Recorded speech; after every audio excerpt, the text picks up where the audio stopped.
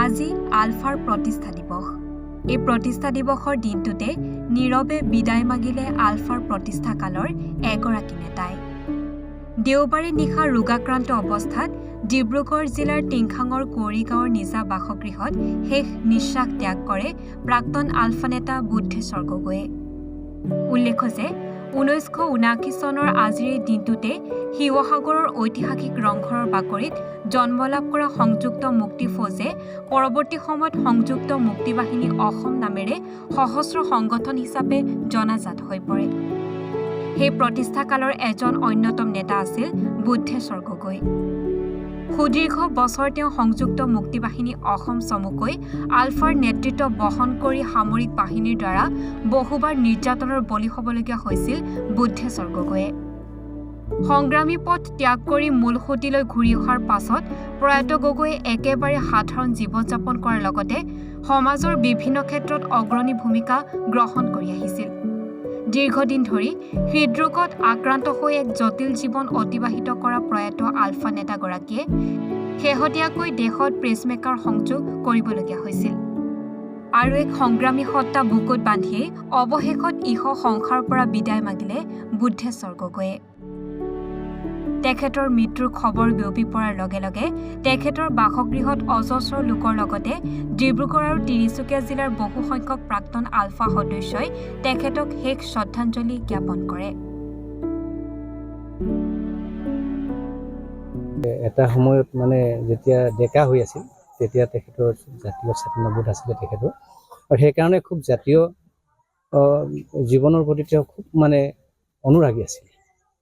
আৰু সেই সূত্ৰে নেকি তেখেতে পিছত এই আলফাদৰ সংগঠনত যোগদান কৰিলে। আৰু তাৰ আগতে তেখেতে বিভিন্ন ধৰণৰ সভা সমিতিবিলাকত যায়, আৰু সেইবিলাকত যায়, এইবিলাকত সকলোতে তেওঁ আছিলে। আৰু তেখেতে এজন সমাজ সংগঠক হিচাপেও আছিলে, বহুত ভাল কাম কৰিছিলে। তাৰপিছতে তেখেতে চাচনি অঞ্চলৰ হালোৱা গাৰ্লছ স্কুল বুলি এখন স্কুলত তেখেতে মানে প্ৰতিষ্ঠাপক আছিলে। সেই গাৰ্লছ স্কুলত থাকোঁতেই তেখেতৰ জাতীয় চেতনাৰ প্ৰতি মন থকাৰ কাৰণে নেকি এদিন হঠাৎ তেখেতে কেনেকৈ কাৰ লগত কথা পাতি নাজানো তেখেতে মানে এই সংগঠন যোগদান কৰিলে। যোগদান কৰাৰ পিছত তেখেতে বহুদিন তেনেকৈ থাকিলে আমাৰ ঘৰৰ পৰা আঁতৰি। তাৰপিছতে আমি ক'লৈ গ'ল কি হ'ল একো নাজানো। তেতিয়া তেখেতক মানে পুলিচে এৰেষ্ট কৰিছে, তেতিয়াহে আমি গম পাইছোঁ তেখেতক পুলিচে ধৰিছে। কিয় ধৰিছে এই কথা সোধাত তেতিয়া আমি গম পালোঁ যে তেখেতে বোলে আলফা সংগঠন সংযুক্ত হৈছিল। কি দায়িত্বত আছিলে তেখেতে? কিবা কামাণ্ডেণ্ট নেকি এনে কিবা এটা আছিলে, মই বৰ ভালকৈ নাজানো কথাখিনি। তেনেকুৱাই দায়িত্ব এটাত আছিলে। সশস্ত্ৰ সংগ্ৰাম কেতিয়া ত্যাগ কৰিছিলে তেখেতে? 1991 চন মানত তেখেতে মানে ত্যাগ কৰা মানে কি চাৰেণ্ডাৰ হ'বলগীয়া হ'ল। আৰু সেই সময়তে এই অভাজনীয়েও বহুত আতিশয্য ভোগ কৰিব লগা হ'ল। তেখেতৰ লগতে ময়ো আছিলোঁ, তেখেতক মানে বহুত ধৰণে সহায় কৰিছিলোঁ। মই মোকো নি পেলাই জেলত ভৰাই 3 মাহ দিন জেলত থ'লে।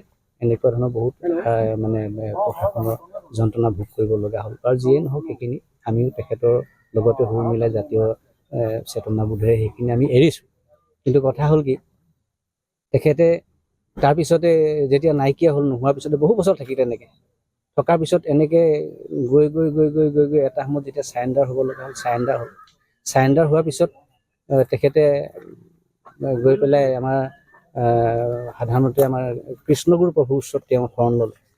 শৰণ লোৱাৰ পিছত তেওঁ মানে এই পথলৈ আকৌ শুধৰণি পথলৈ ঘূৰি আহি তেওঁ আমাৰ কৃষ্ণগুৰু ভকতসকলৰ কুঁৱৰীগাঁও স্থিত বাসুদেৱ চক্ৰ বুলি কয় আমাৰ ভকত সমাজখনৰ এটা নামঘৰ আছে। সেই নামঘৰটোত তেখেতে বহুত বছৰ সভাপতি কামত নিয়োজিত হৈ সমাজ সংগঠনৰ কাৰণে বহুত চেষ্টা কৰি এনেকৈ গৈ আছে। মৰাণৰ পৰা ৰাজু মিশ্ৰৰ ৰিপৰ্ট, এনি ভাৰত 24।